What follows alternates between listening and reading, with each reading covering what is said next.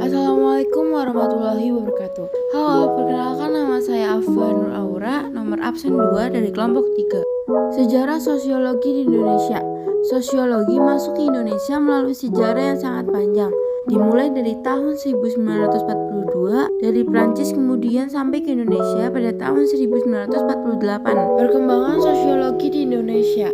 Pada tahun 1946, kota Yogyakarta menjadi saksi atas masuknya ilmu sosiologi di Indonesia. Karena ilmu sosiologi telah diajarkan pada tanggal 3 Maret 1946 di Balai Perguruan Tinggi Gadjah Mada, UGM pada tahun 1948 setelah proklamasi kemerdekaan pada tanggal 17 Agustus 1945. Sosiologi mengalami perkembangan yang cukup signifikan di negara ini. Tokoh yang pertama kali mengajarkan ilmu sosiologi menggunakan bahasa Indonesia adalah Profesor Mr. Sunario Polopaking pada tahun 1948 di Akademi Ilmu Politik Yogyakarta. Pada saat ini menjadi Fakultas Ilmu Sosial dan Politik. Beberapa ilmuwan sosiologi. Emil Durkheim. Sosiologi adalah ilmu yang mempelajari tentang fakta sosial, yaitu fakta yang berisikan cara bertindak, berpikir, dan berperasaan. Fakta-fakta tersebut mempunyai kekuatan untuk mengendalikan individu. Peter M.A.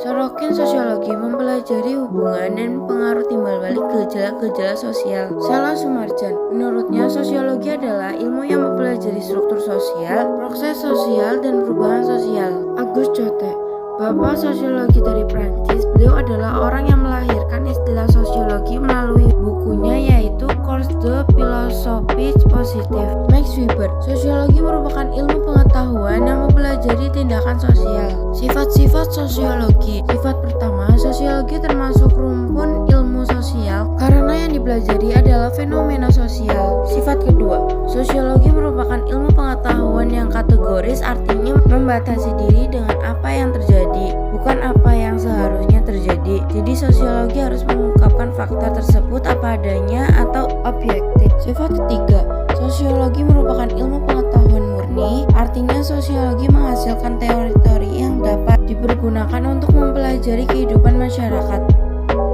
Sifat keempat, sosiologi adalah ilmu yang abstrak yang diperhatikan bentuk dan pola-pola peristiwa dalam masyarakat, bukan makhluk atau benda yang dapat dilihat oleh mata. Sifat kelima, sosiologi merupakan ilmu pengetahuan yang rasional atau masuk akal. Artinya, sosiologi dalam mengkaji sesuatu harus melalui tahap-tahap penelitian yang teruji validitas atau keabsahannya. Ciri-ciri sosiologi. Ciri pertama, sosiologi bersifat empiris, didasarkan pada observasi terhadap kenyataan dan akal sehat serta hasilnya bisa dipertanggungjawabkan. Pada ciri ini, seorang sosiolog harus pandai dalam melakukan penelitian sosial di masyarakat agar hasil yang diperoleh benar-benar objektif. Ciri kedua, sosiologi bersifat teoritis, yaitu berusaha menyusun abstraksi dari hasil-hasil observasi sehingga menghasilkan sebuah teori. Pada ciri ini, seorang sosiolog harus pandai dalam membuat hubungan sebab akibat dalam mengamati suatu fenomena. Ciri yang ketiga, sosiologi bersifat kumulatif. Teori sosiologi dibentuk atas dasar teori yang sudah ada, dalam arti memperbaiki dan memperluas teori lama. Ciri yang keempat, sosiologi bersifat non-etis. Manfaat sosiologi. Manfaat mempelajari sosiologi adalah mampu dijadikan sebagai kajian pembangunan masyarakat maupun lingkungan. Dengan pendekatan ilmu sosiologi, maka pembangunan yang dilakukan manusia ke manusia akan lebih memberikan dampak signifikan yang lebih baik. Cabang-cabang sosiologi. 1. Sosiologi politik. Sosiologi politik mengkaji masalah gerakan sosial, kelas sosial, parpol, aksi politik, dan politik global.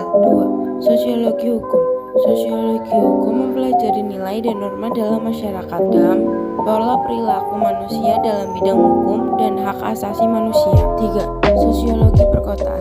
Sosiologi perkotaan mempelajari masyarakat perkotaan dan segala pola interaksi yang dilakukannya sesuai dengan lingkungan tempat tinggalnya. 4. Sosiologi perkotaan. Sosiologi perkotaan mempelajari masyarakat perkotaan lingkungan dan segala pola interaksi yang dilakukan sesuai dengan pedesaan. Cabang sosiologi ini mempelajari masyarakat pedesaan dan segala pola interaksi yang dilakukannya sesuai dengan lingkungan tempat tinggalnya. 5. Sosiologi keluarga. Keluarga adalah unit terkecil dari masyarakat yang berdiri atas kepala keluarga dan beberapa orang yang terkumpul dan tinggal di suatu tempat di bawah suatu atap dalam keadaan saling ketergantungan. Sekian presentasi yang dapat saya sampaikan. Maaf jika ada tutur kata saya yang tidak berkenan di hati.